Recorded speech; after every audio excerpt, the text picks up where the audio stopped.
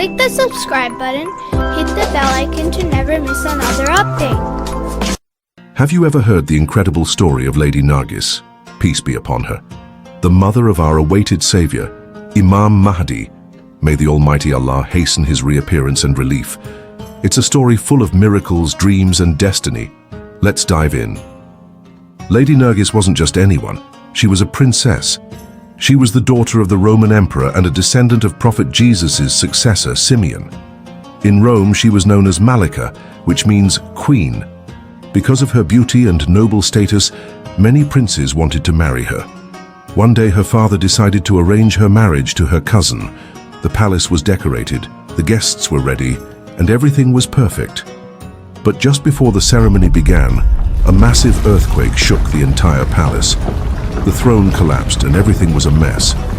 The wedding was cancelled. A while later they tried again, thinking it was just bad luck. But guess what? The same thing happened again. Another earthquake, another disaster. Something unusual was going on. That night, Lady Malika had a mysterious dream. She saw her grandfather Simeon and Prophet Jesus standing in her palace. Suddenly, a bright light filled the room, and the Holy Prophet Muhammad, peace be upon him, entered, followed by 12 noble figures, the Imams.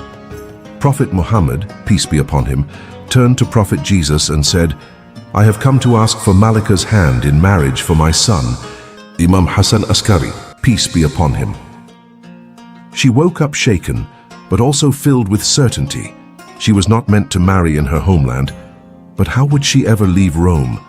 Time passed, and a war broke out between the Muslims and the Romans. Many people were captured, including Lady Malika. She was taken as a prisoner and brought to the markets of Baghdad, where people were sold as slaves.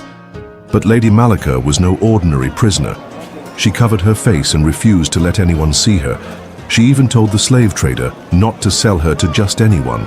She was waiting for someone special. Meanwhile, in Samarra, Imam Mahdi, peace be upon him, called his trusted companion Bashir bin Sulaiman. He gave Bashir 220 dinars and a letter written in the Roman language. Then he told him, "Go to Baghdad. You will find a special girl. Buy her with this money and give her this letter." Bashir hurried to Baghdad. When he reached the market, he found Lady Malika, standing with her face covered. He handed her the letter from Imam Mahdi.